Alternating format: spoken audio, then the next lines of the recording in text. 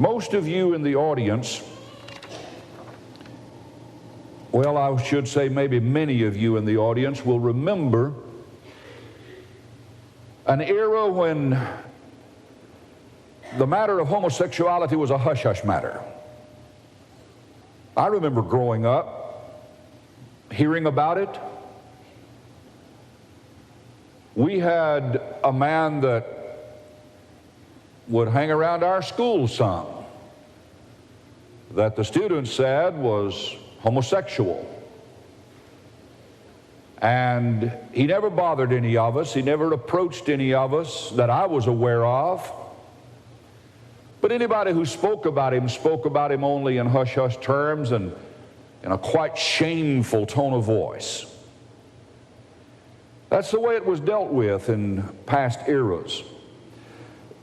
And then we came in recent times to what was called the coming out of the closet era, in which homosexuals proudly came out of the closet, figuratively speaking, and said, I'm homosexual and I'm not going to hide that or cover that up anymore. I'm just going to tell you that that's what I am. So out and proud became their marching orders, so to speak. And swiftly on the heels of that decision to be out and proud and to come out of the closet, the whole movement turned to a more aggressive and militant tone, in which they were determined to get their agenda accomplished, and that agenda was more than no longer being in secret. That agenda was a militant agenda in which they sought to become accepted, approved, legitimatized, validated, whatever term you want to use, by various means. I want to present to you now some of the things that I call the evidence of and examples of the promotion of homosexual behavior. Now notice carefully my title. This will not be all-inclusive. I assure you, my greatest frustration in working toward this moment over the last few weeks, and particularly the last few hours, has been that final decision of what to leave in and what to leave out. And there was far more for me to put in than I could include in 2 or 3 times the amount of time that I will take for tonight. The material that I draw from is large in volume, conclusive in evidence, comprehensive in nature, indisputable in fact. And I present it to you in a form that is designed to cover and touch a lot of bases in a very brief way. So please listen as closely as you possibly can.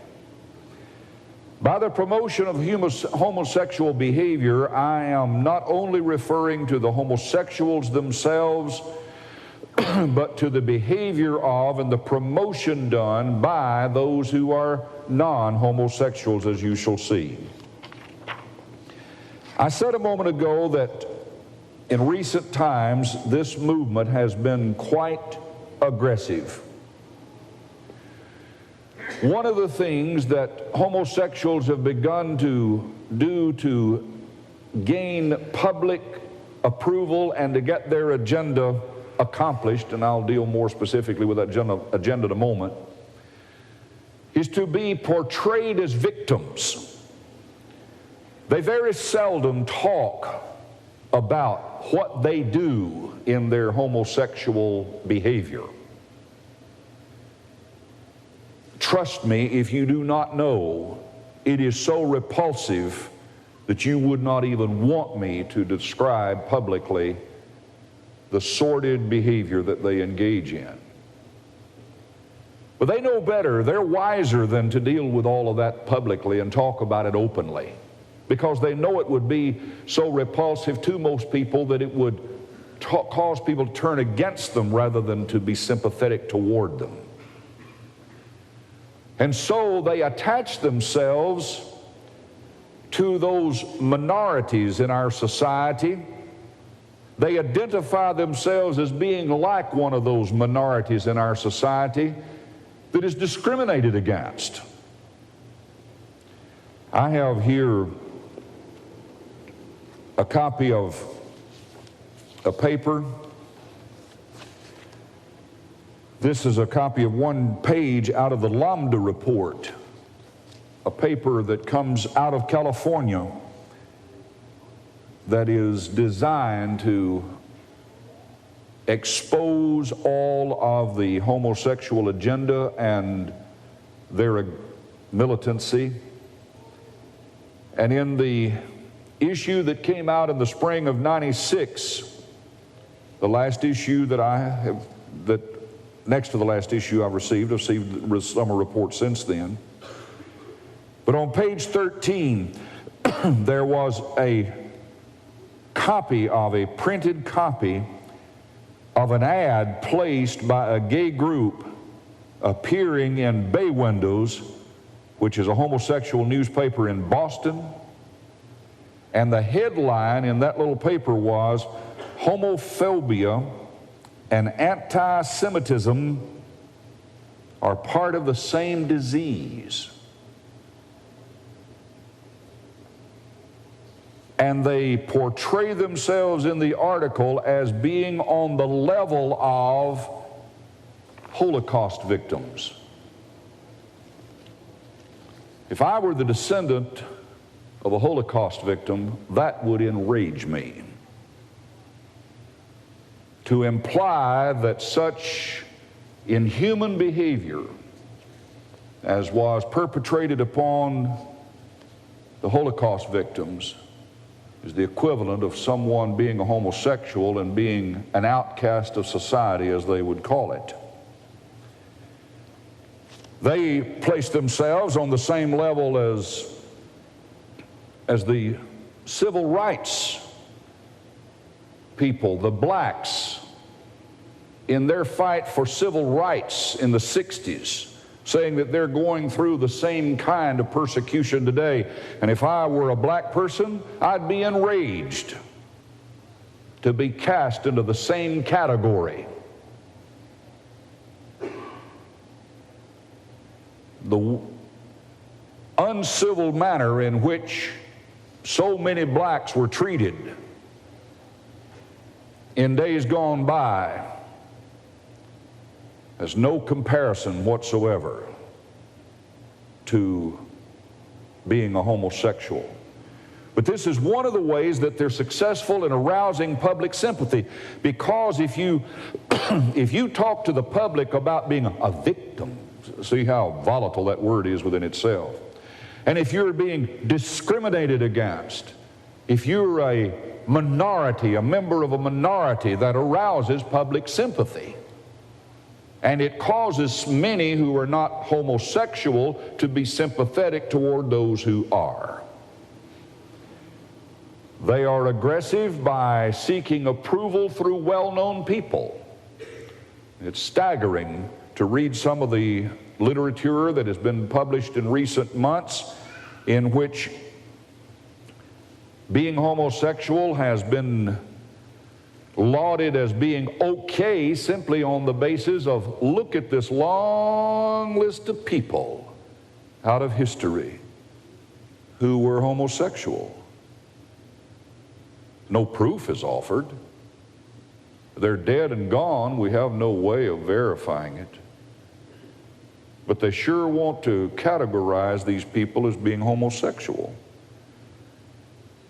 And then in recent times, some who are alive, out of the entertainment industry, out of the political arena, out of the sports world will come out and say, I'm homosexual, and I'm proud to let you know that. The ploy in that particular situation is obvious. The ploy is that, hey, if these people who are our heroes, if these people who are our examples of good life and successful living are homosexual, then how could the homosexual crowd be so bad? That's the implication of that. They seek approval by science. Continually we read, not continually, but periodically we read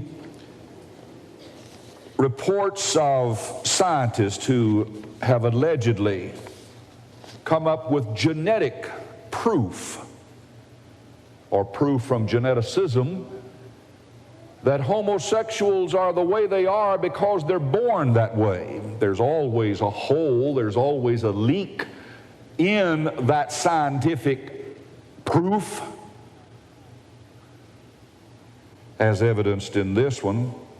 In October of 1995, the study in the November issue of Nature Genetics expands on findings reported in 1993 and involves the same researcher, Dean Hammer of the National Cancer Institute.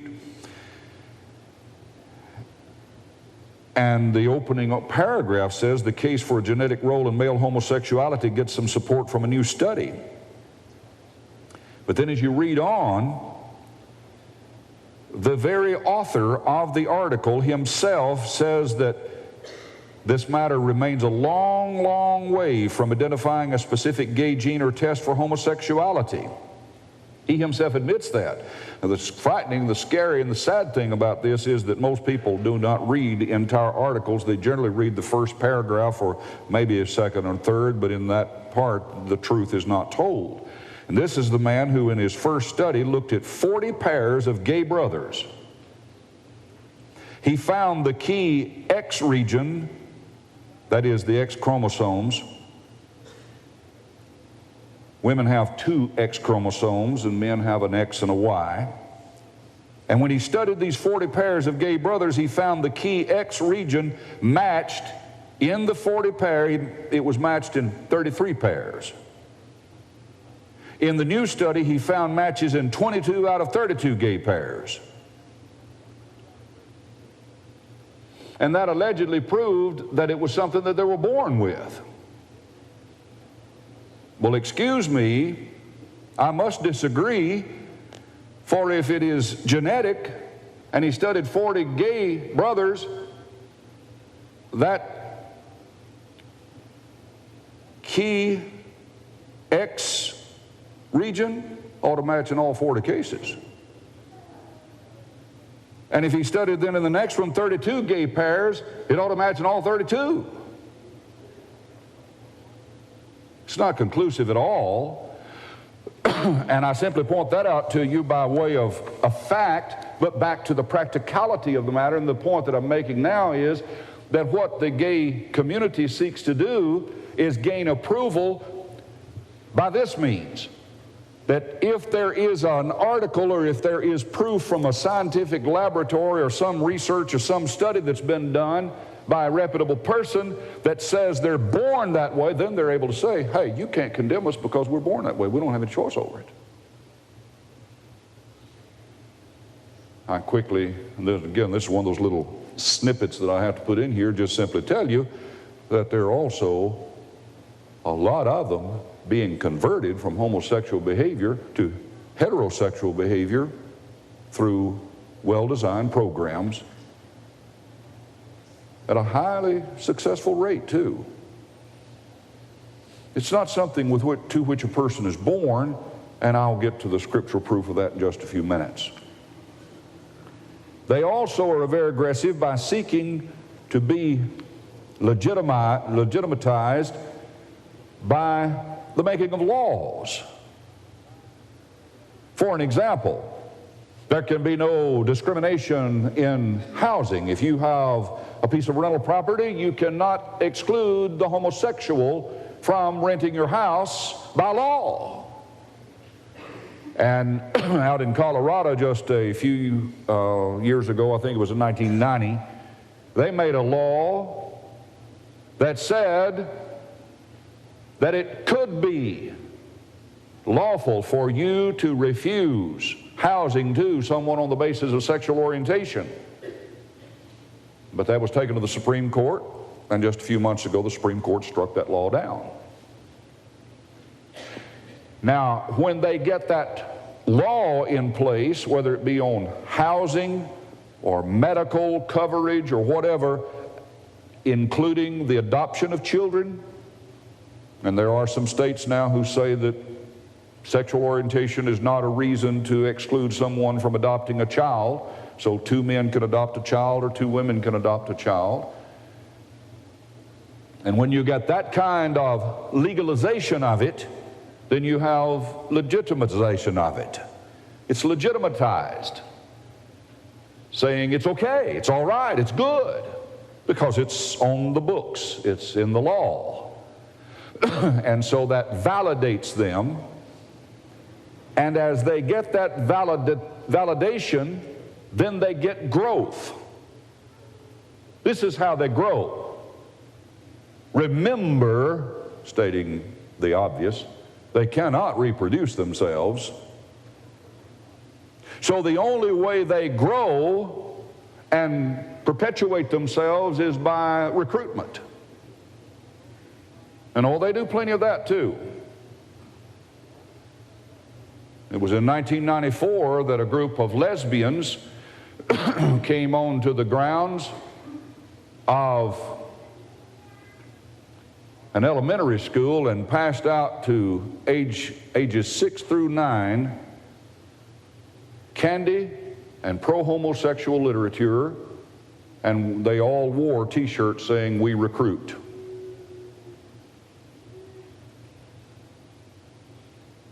And in public parades, they have let it be known, we want your kids. How do they propose to get our kids? One of the ways is to keep pecking away at the thinking, the thought process of people in America, and to be validated, and you grow by being accepted, approved, if you're legitimate, if you're legalized, and you keep telling people it's okay, it's all right. As Brother Russell Young said in the introduction to that paper, you keep telling that lie long enough and loudly enough, people will begin to believe it. That's the danger that we Christians, that's the challenge that we Christians face. And then the printed propaganda. I have here on the table with me tonight some of the evidences of that. Society and the Healthy Homosexual by Dr. George Weinberg, How to Get the Most Out of Being Gay. This is the pioneering book by the man who coined the word homophobia. That's one of the ways that they deal with that. We'll also get to that in a moment. But one of the most appalling, and I've read some excerpts from this in another sermon that I preached here at Wood Avenue, is entitled Just As I Am by the Reverend Robert Williams, A Practical Guide to Being Out, Proud, and Christian. And he is a former Episcopal priest. He was ordained as an Episcopal priest. He was kicked out by his church once he printed this book, but he continues to perform priestly duties independently. And he very blasphemously talks about his being homosexual. One of the things that ought to concern a lot of mamas and daddies, let me get a little bit higher so more of you can see this. Here is a book called Heather Has Two Mommies. Its sequel, Gloria Goes to Gay Pride, and Gloria is a little girl that accompanies her lesbian mommies to a gay pride parade, and how proud she is to be there.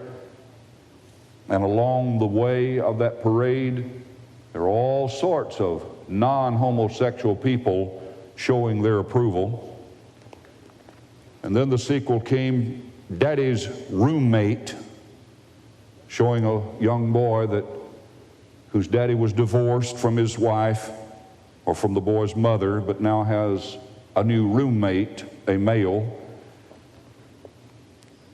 And if you're wondering about the age for which all of this is designed, here's one that's called Families, and it's all about homosexuals, and it's a coloring book designed for preschool and primary level. And then the most recent one that I purchased is called Daddy's Wedding. Daddy and his roommate are now married. In all of these, the whole point is it's okay.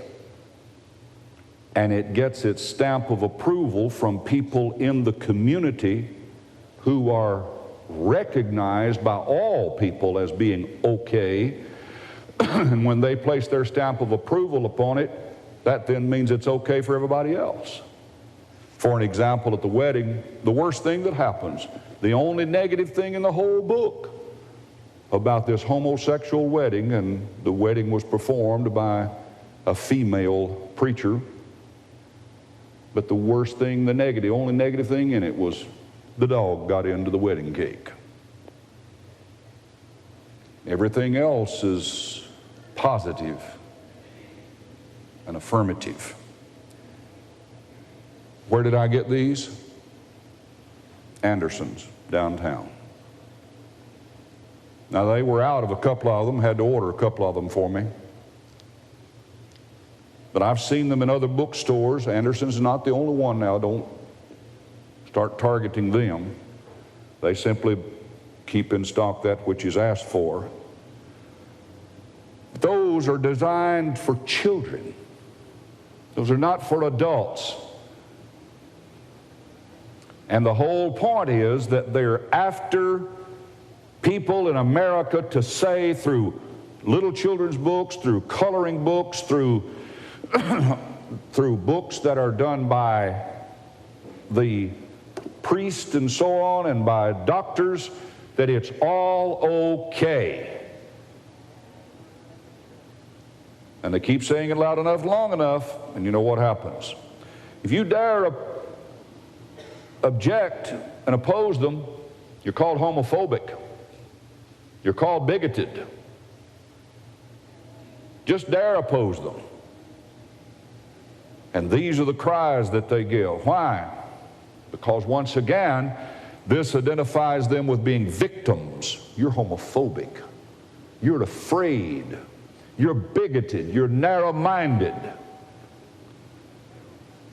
And that makes you then to appear to be the one in wrong, and they're okay because they're the victims of your bigotry, your prejudiceness, and your fear of them. They're also the leaders in screaming out for a cure for AIDS. Why? Hear it well.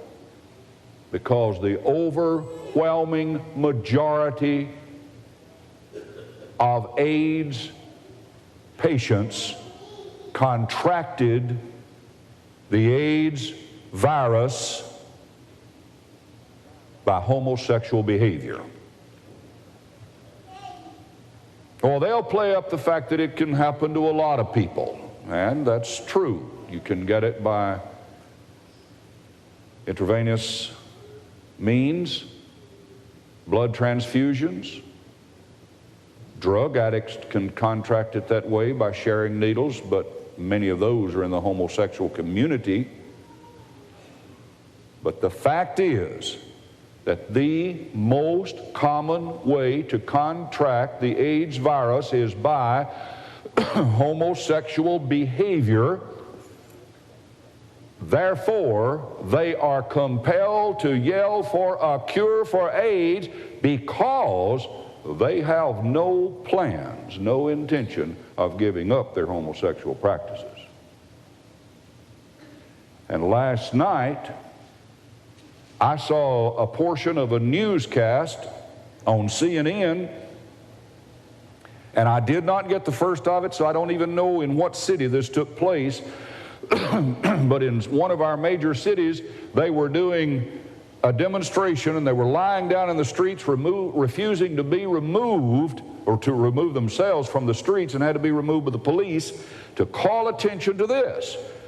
And one of them said it this way: years ago we were looking for a cure, now we were looking for answers, now we're getting the answers, but we don't have the money for these high-priced drugs. And so they bring out public sympathy again by being victims of a disease that they wouldn't even be subjected to if they were normal in their behavior. And I'm just not going to elaborate on this much. I'm not talking about the outrage of the public. I'm talking about their displays of public outrage. I simply summarize it this way: I have here on videotape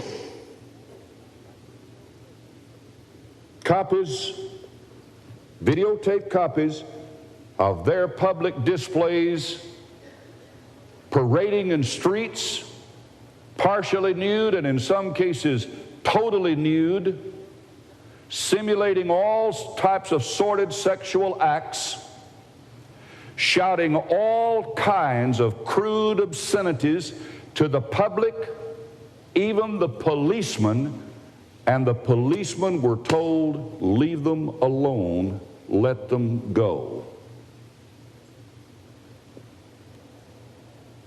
And they do that to call attention to themselves, to say, we're here, we're queer, get used to it. That's a direct quote. That's one of the ways that they are being aggressive. But it's not all. One of the scariest realities is how this movement is being promoted on television. There are very few of the talk shows but what have featured many programs, or have had many programs to feature the homosexuals and how they are victimized.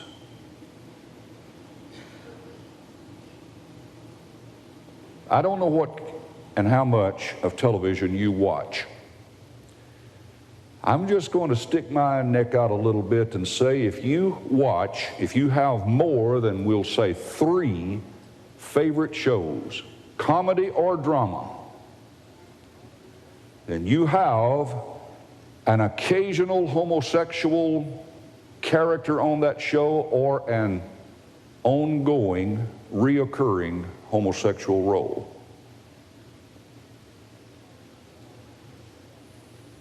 Now, some of them just do periodically, like the Jerry Seinfeld show. And they'll have a homosexual character on there. And all of the comedy characters in that show will feed off of that. Now, he's gay, but not that there's anything wrong with that. And this is what their message is over and over and over. Others, we're told this year, like Ellen, are going to have her come out of the closet and be an ongoing character that's homosexual. I get a paper called the American Family Association Journal that does a review of all of the shows that are seen on television.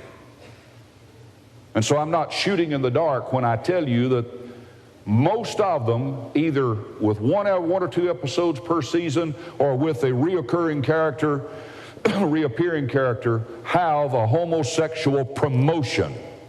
It's not presented in a negative light, either in drama or comedies. And they're usually pictured in a victimized way. And of course, the news shows continue to promote it, making them look like the discriminated against crowd, the victimized crowd. and that if two homosexual men or two lesbians want to spend their life together, that their employer owes it to them to give them the same kind of medical benefits, for an example, that anybody else receives, and thereby they're further validated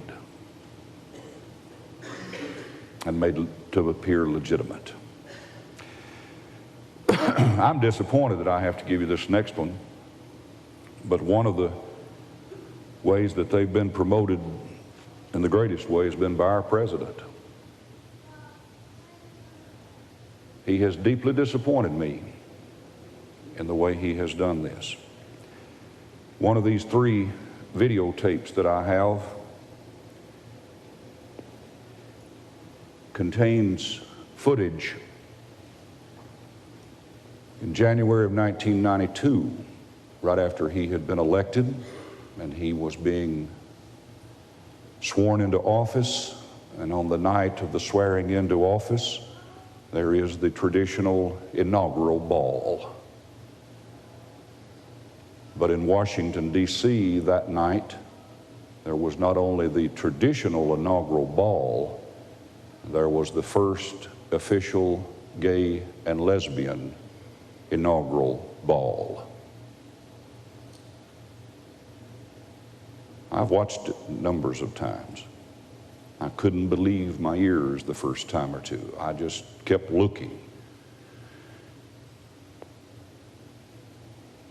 Clinton did not appear. President Clinton, I say that with respect for his office, though I do not respect him in this regard at all. But President Clinton did not appear at that inaugural ball in person. He couldn't get to all of them, so he appeared by means of closed-circuit TV on a huge screen. Why? As he said it, I give you my thanks and my respect. And he thanked the gay and lesbian crowd for their many contributions to our society. And some of them were interviewed outside before, and some of them interviewed outside after the inaugural ball, and were asked, why were you here? And they said, well, we know we have a friend in the White House, and we want to show our appreciation, and so we're here to celebrate.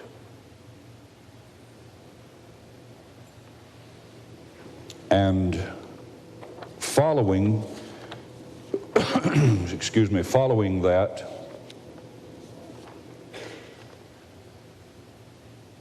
the president proceeded after his election in fulfillment of his campaign promises. He gave his sanction to the homosexuals and to their behavior by appointing 22 people who were openly homosexual to various positions in his administration, further validating them, putting his approval upon their behavior. And in that Lambda report that I read from earlier in the spring of '96, I was appalled when I read on the front page that our president had courted the homosexual teachers group named Gay, Lesbian, and Straight Teachers Network. A group of homosexual teachers have a network, an organization. And on October the 19th, the president sent a letter on White House stationery to this Gay and Lesbian Teachers Network conference, quote, extending best wishes for a most successful event.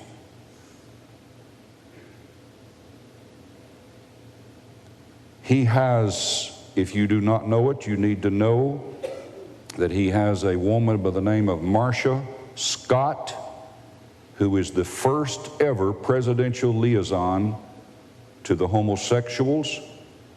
She earns a reported $100,000 a year by our tax monies to work behind the scenes to soothe the hurt feelings of homosexual activists who were outraged at the president's support of a federal bill opposing homosexual marriage. And she spends her time being his personal liaison with them. That's how this is growing. That's how this is so despicable. I simply call it a despicable evil of the worst sort. And I'm going to run a little bit longer tonight. I'm going to preach a little longer than I usually do. I knew that I would. I hope it doesn't inconvenience you. I want to present to you biblical proof of what I have on the screen right now. The Bible tells us in the book of Genesis that God created man and woman, male and female, and brought them together in that first marriage and said, "For this cause shall a man leave father and mother, shall be joined unto his wife." The Bible tells us in Matthew 19 verse 9 that whosoever puts away his wife and marries another commits adultery, unless he puts his wife away for the sake of fornication. The word fornication is translated from the Greek word porneia, from which also we get our word pornography. And it simply, in a generic manner, means all illicit sexual activity.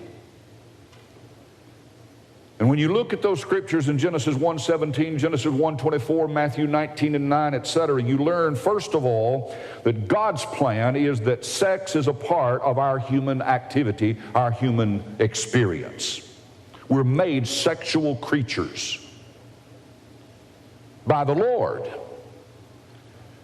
But you also recognize that God has defined very clearly and emphatically the boundaries, so to speak, of that sexual behavior.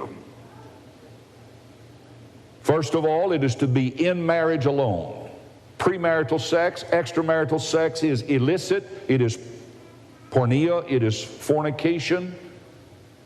And that's not just with the act of sex itself, but would include all, that is, an act of sex itself between a male and a female, but would include all illicit sexual behavior, as I said. But you recognize, secondly, that God said this sexual behavior in marriage is between male and female who are husband and wife. And all other sexual activity is illicit, sinful, wrong, condemning.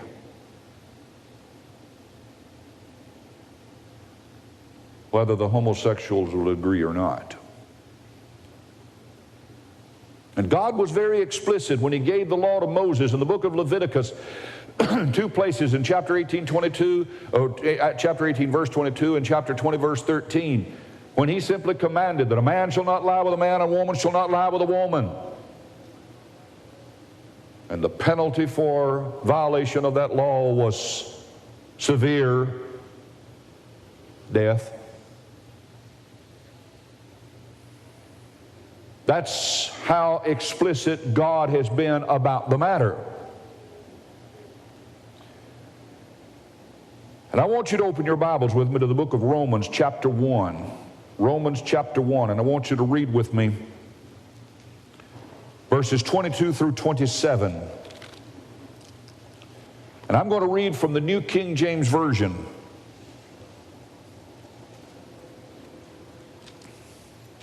Romans 1, 22 through 27. Professing to be wise, they became fools and changed the glory of the incorruptible God into an image made like corruptible man, and birds and four-footed beasts and creeping things. Therefore God also gave them up to uncleanness in the lust of their hearts, to dishonor their bodies among themselves, who exchanged the truth of God for the lie, and worshiped and served the creature rather than the Creator, who is blessed forever. Amen.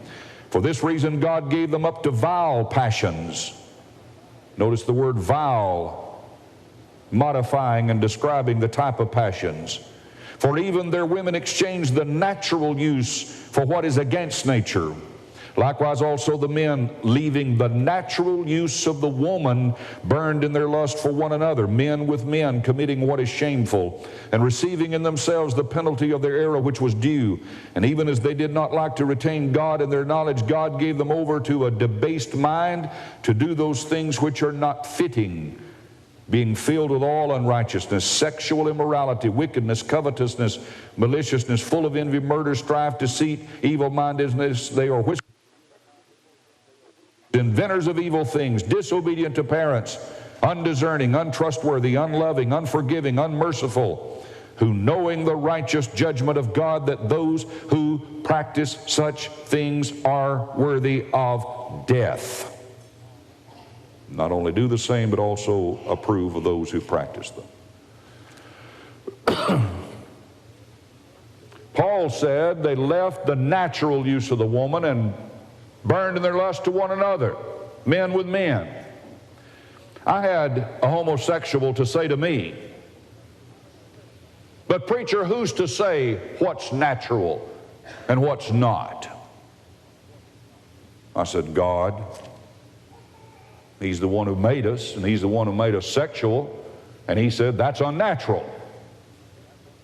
You don't even have to get into the way that our bodies and our sexual organs are created to understand that it's unnatural. And there's all kinds of biological proof if you just consider that.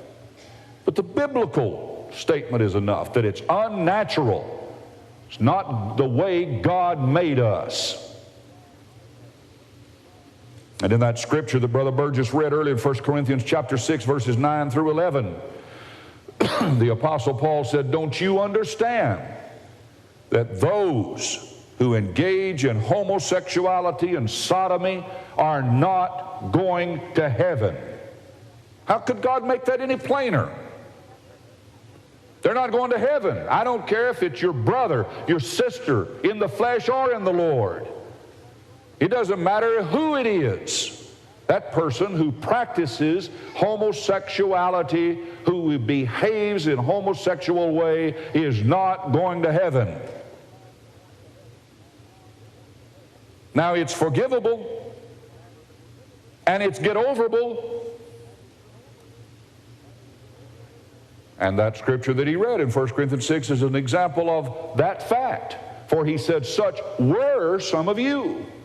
But you're sanctified, you're justified in the name of the Lord Jesus." You've changed. And right there's proof that you're not born that way. If you were born that way, you couldn't change if your life depended upon it, if your soul depended upon it, and it does.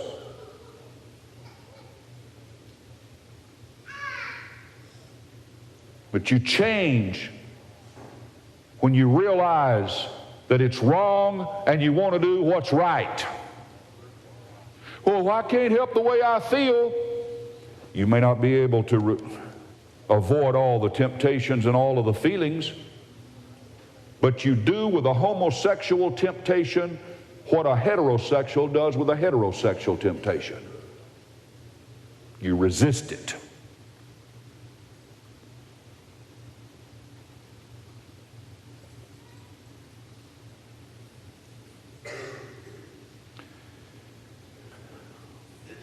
And I want to read one last verse. I want you to turn to Jude 7.